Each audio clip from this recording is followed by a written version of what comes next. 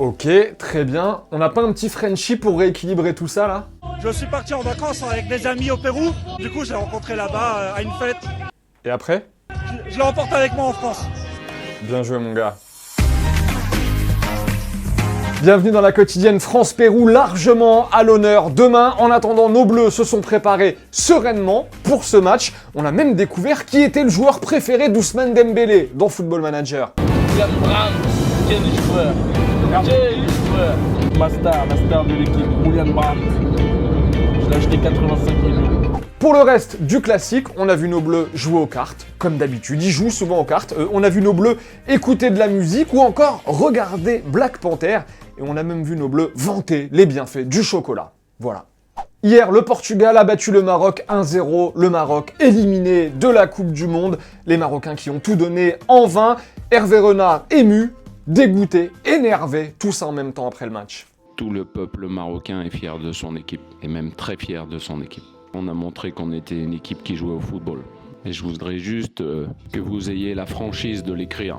Que vous regardiez bien le coup de franc, le corner, lorsque le Portugal marque. Et que vous regardiez bien le numéro 3. Et que vous écriviez la vérité. Merci. Et en marquant l'unique but de la rencontre, Cristiano Ronaldo est devenu le meilleur buteur européen de l'histoire en sélection avec 85 réalisations. Il devance un certain Puskás. Petite anecdote de Marcelo Toney qui nous montre à quel point le Cristiano Ronaldo est un compétiteur. Sabe quem é profissional dessa parada aqui? Cristiano. É, pô, ele foi profissional no Sporting.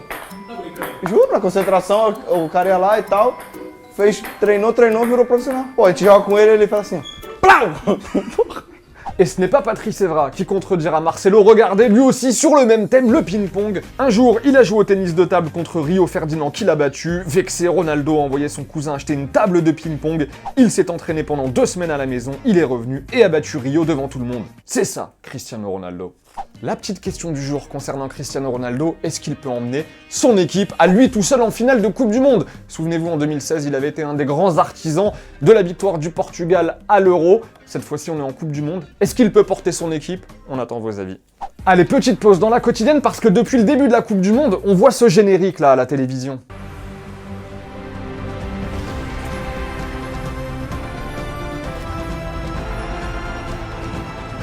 Et plus on le voit, plus on se dit que la musique la plus appropriée pour ce générique, c'est quand même celle-ci.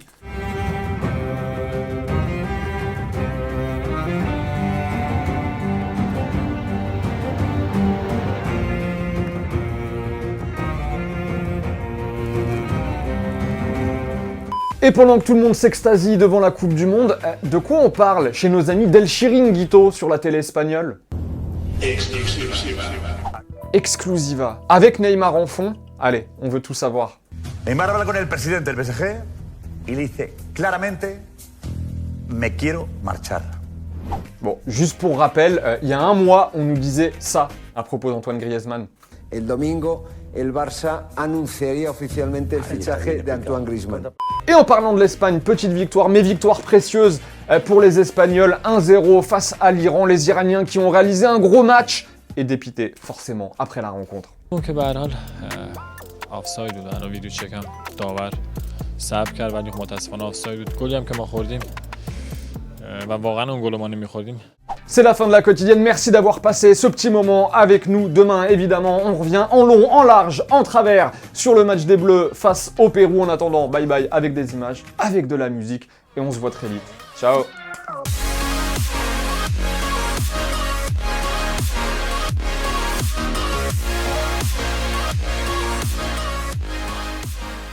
Et au fait, vous voyez le petit logo Téléfoot au milieu de l'écran, eh bien on clique dessus pour s'abonner. Rejoignez-nous pour avoir la quotidienne dès sa sortie chaque jour et aussi tous les contenus exclusifs de Téléfoot. A tout de suite.